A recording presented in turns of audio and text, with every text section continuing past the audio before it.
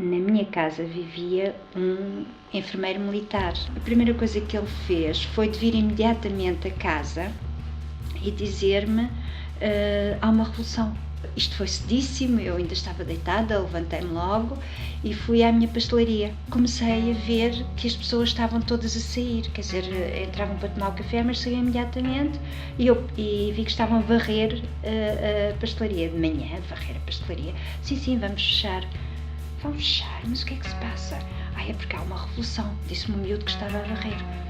E eu disse, não, toma cuidado, porque nós ainda não sabemos se é uma revolução de direita ou se é de esquerda. Portanto, é preciso ter cuidado e estarmos alerta, não podemos fechar tudo. Não, mas isto é uma revolução mesmo isto é contra, dizia-me o miúdo. Está bem. Então, na rua, apercebi-me que de facto havia qualquer coisa que estava a pôr as pessoas todas em alvoroço. Fui a casa outra vez e vesti-me toda de vermelho, calças vermelhas, camisola vermelha e boina vermelha. Fui vir por aí fora, troando os ares aí com o roncar dos blindados todos e chegar ao Torreio do Paço entre as 5 e 5 e meia da manhã, estacionar ali com os tubos dos canhões voltados para fora e ali ele ficar a aguardar. E o Salgueiro vai perguntar, mas aguardar o quê? Aguardar para não ter contigo. Soube que havia um movimento concreto pelas 6 e meia da manhã, porque tocaram à porta e era um irmão meu que me dizia, olha, Lisboa está cercada, parece que é agora. De modo que eu, num impulso, daqueles impulsos naturais, afinal de tantos milhares de lisboetas, apesar da rádio, mas eu não ouvia rádio nessa altura, mas apesar da rádio estar a emitir comunicados do movimento das Forças Armadas, a aconselhar as pessoas a ficar em casa, naturalmente, que muita gente saiu e eu fui um desses. E fui à procura, portanto, de onde é que estavam os militares. Não estava mais ninguém no Terreiro do Paço, portanto, estava eu, parada num semáforo, na minha mobilete, vestida de vermelho, e vinha de um lado um carro de guerra, do outro lado do outro, e tropas e tal. E eu pensei, mas o que é isto? E então peguei na mobilete à mão, pula debaixo das arcadas do Terreiro do Paço e deixei-me estar ali assim meio escondida atrás de uma daquelas, de uns pilares, e um dos carros que passa em direção para o lado do Cais de Sodré fazem assim este sinal. E muitos militares com este sinal. E eu, então estes é dos nossos, fiz também. Fiquei encantada, deixei-os passar. A GNR, a polícia, a legião, a PIDE, vai tudo lá ter contigo ao Terreiro do Paço. E ficas ali para atraí-los. E enquanto eles estão aí a concentrar-se, porque é a força para aquilo que está ali evidente, eu tenho a possibilidade, com outras forças, ir tomando o aeroporto, a Rádio Televisão Portuguesa, a Emissora Nacional, o Quartel-General, a Rádio Portuguesa, etc. O sentido em que as forças que ocupavam aquela zona, tudo indicava que era no Terreiro do Paço. Eu queria ir mesmo ao sítio, ao nervo, ao coração e, portanto, fui com pessoas e cheguei até ao Terreiro do Paço, que estava cercado por militares, mas onde já havia centenas, talvez já milhares, pelo menos centenas de pessoas naquelas ruas. E eu fiquei aí, nesse grupo e tal, a tentar ver onde é que haveria uma possibilidade de eu ir lá para dentro, mas eles não deixavam passar ninguém.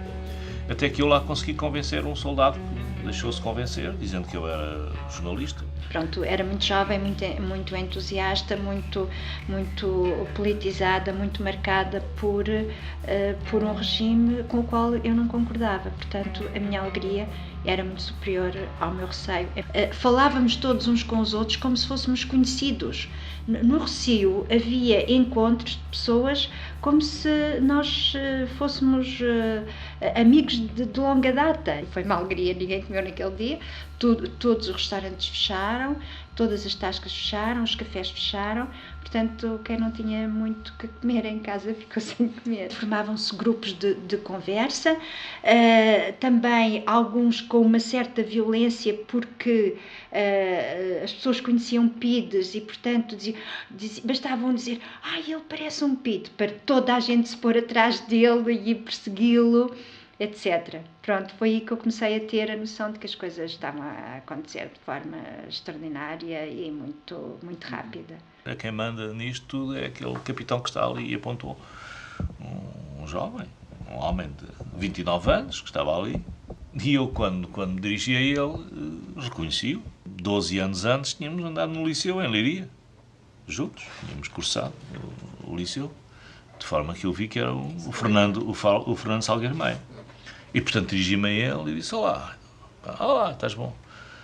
E, portanto, fiquei à vontade para lhe perguntar: de que lado é que tu estás, não é? Quer dizer, portanto, já não era a pergunta do jornalista com o microfone, eu, aliás, não tinha microfone nenhum, é a pergunta do antigo colega de liceu que pergunta de que lado é que estás. E a resposta que ele me deu é a resposta de uma pessoa que sabe exatamente o que é que está ali a fazer, que tem uma ideia, e essa ideia é uma ideia de profundo respeito em relação à ideia democrática. Ele disse-me assim: tu não tiveste que ir para o estrangeiro por causa de umas coisas que fizeste na rádio e tal. Estamos a fazer isto para que ninguém mais tenha que sair de Portugal por causa daquilo que diz, pensa, escreve.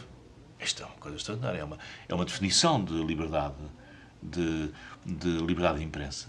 É uma definição de respeito pelo pensamento do outro, não é? E eu dei-lhe um abraço. E depois disse-lhe: bom, então a partir de agora, se não te importas, vai passar a ser o jornalista que te vai acompanhar. E comecei ali a ser uma espécie de go-between entre os repórteres que estavam ali a trabalhar e eu próprio. Guerra, armado, quais são as ordens que têm?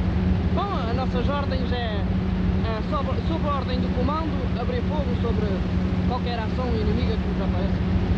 E o que é que entendem por ação inimiga? Bom, tudo sobre o nosso chefe de carro, o que nos disser, não é? A gente está às ordens dele.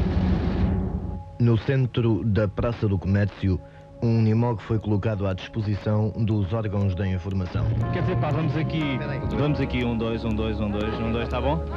2, 4, 6, 8, 10, 12, 14, 15 jornalistas. Estamos aqui 15 jornalistas num carro que faz parte de um grupo que, julgamos nós, vai chegar até ao Quartel do Carmo. Quartel do Carmo, onde se presume, há duas hipóteses neste momento, que membros do governo, o governo constituído pelo Almirante Américo Tomás e possivelmente o professor Marcelo Caetano, estejam ou no Carmo ou na Penha de França.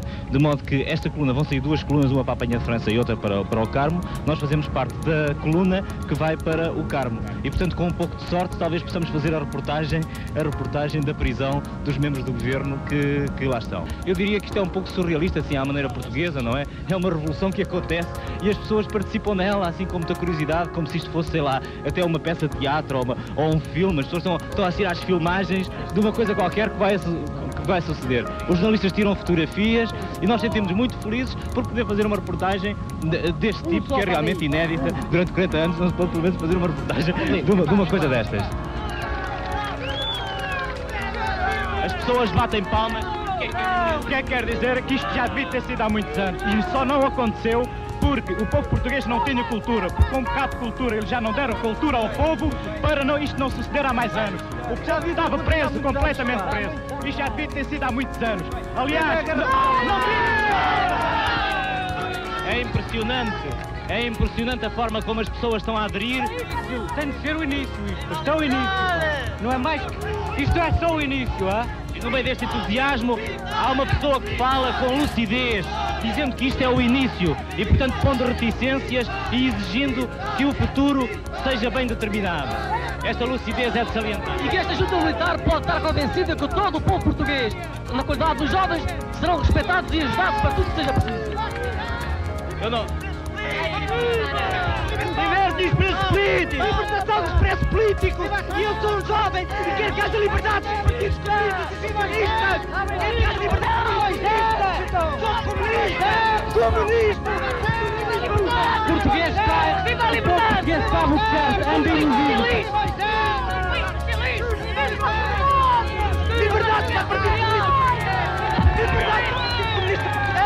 Liberdade para o Partido Comunista Português! É extremamente difícil. Dizem assim, falta aqui uma câmara de televisão.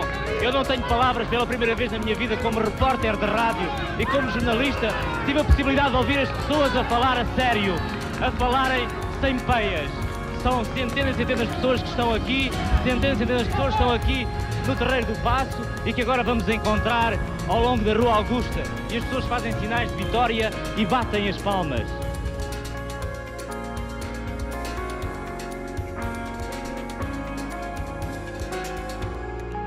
Salgueiro Maia